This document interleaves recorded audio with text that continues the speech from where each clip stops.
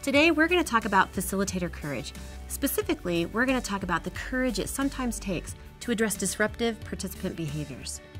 If you've been a trainer for any period of time, chances are you've encountered some disruptive participant behaviors a time or two. These behaviors can sometimes throw you off your game and even derail your entire training. And it can take courage to address these behaviors, and having some strategies in your back pocket can really help you and the other participants stay on task without sweeping the issue under the rug.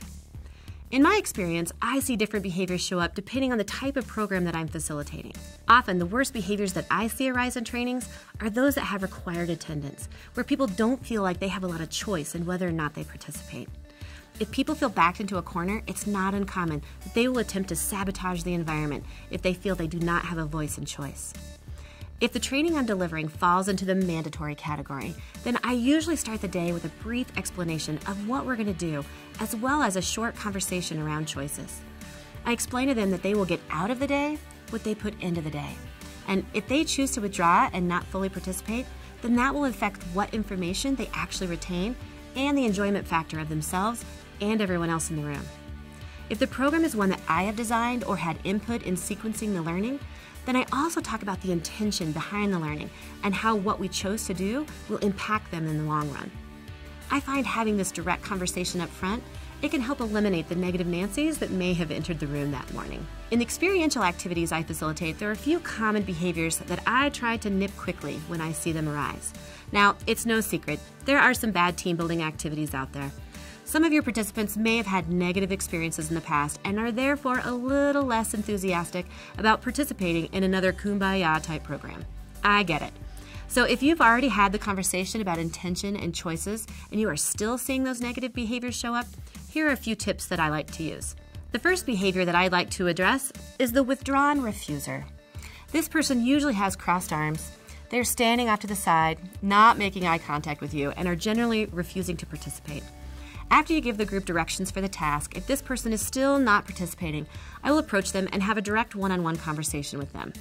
The purpose of this conversation is to gauge what their reasons are for withdrawing and offer suggestions to the level in which they are willing to participate. Now, some of the reasons people have for not wanting to participate are completely legitimate. Maybe they have a physical limitation or a concern that won't allow them to participate fully, which is fine. They will usually tell you outright their reasons for not wanting to participate. It's those individuals that are trying to get out of participating for other reasons where the behaviors need to be addressed. If either of these scenarios happen, it starts with a conversation. First, find out what the reasons are and address them head on. This will be one area that may require courage. You may experience some pushback from them that may not be fun, but you have to address the behavior. If you don't, it will impact the rest of your training. Next, we need to find a solution to the behavior. One suggestion I like to give participants is an alternate role in the activity, one that allows them to still be a part of the experience in some way. For example, I'll ask them if they would like to take on an observer role and look for key behaviors that may surface during the activity. Then I'll have them report back their observations during the debrief of the activity. This tactic allows them to stay engaged and observant and a part of the process rather than disengaging and over in the corner checking the email on their phone. I most likely would only offer this role to this person once, but because I had the courage to address the issue early on and not let them get out of the experience altogether, it lets them know that I will expect them to be a part of the subsequent experiences, that they don't have a free pass to sit off to the side and be a part-time participant. The second behavior I want to address is side talking. Oh, the side talkers, you know those participants, the ones that are standing near their friend or colleague and are having a side conversation and not really listening to the instructions, the dialogue, or the debrief. The ones that think they're being really sly and going undetected, but in reality they are impacting the experience of other participants and not being respectful to you or the group. Yeah, those participants. How do you address them? The first and obvious solution is to address the problem head-on. Facilitate a quick conversation about group norms, agree upon what acceptable behavior looks like, and get buy-in from the group. Easy. Done. Then, if the side talking continues, you have to have harder conversations. Here's a creative way to trick your participants into not side talking. Now, I'm generally not one to employ tricks on a group, but this is a fun back pocket facilitator technique that will address the side talking without really addressing the side talking. First, tell your participants to find a partner. Usually this means they will partner with the person they know or like best in the room. After they are standing dutifully by their bestie's side, ask them to stand about 8 feet away from their partner and face one another. Once participants have moved into this position, begin whatever conversation you were originally wanting to have with the group. First, the group will think you're about to start an activity, so they'll probably be waiting for instruction.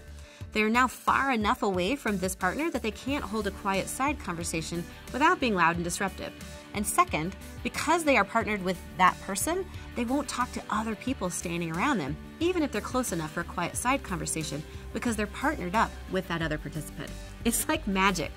So then, if you do want them to have a conversation with their partner, it's easy to just have them walk forward towards one another, chat for a moment, and then separate again into their original 8 feet away position. The talking immediately subsides because they are too far away to continue a normal volume conversation. So this would work great for icebreaker questions, debriefing questions, role plays, etc. Use your imagination. Give it a try and let me know how your experience with it is. I hope you love it as much as I do. So in closing, remember, if you're frustrated by a behavior that surfaces, you can guarantee the rest of the group is frustrated by it too. Having a cynical individual in your meeting does nothing but create negative energy. As the facilitator, you cannot allow this individual to control the entire group. If you find it difficult to find the courage to address an individual's behavior, remember what the wise philosopher Confucius once said: to see what is right and not do it is want of courage or of principle. In other words, if you're the leader of the group and you observe this type of negative behavior, it is your duty to put a stop to it for the future productivity of your group and your training. So this video focused on 2 behaviors that are common when facilitating experiential activities. Stay tuned for another video in this series that focuses on addressing disruptive participant behaviors in the classroom. Thanks for watching.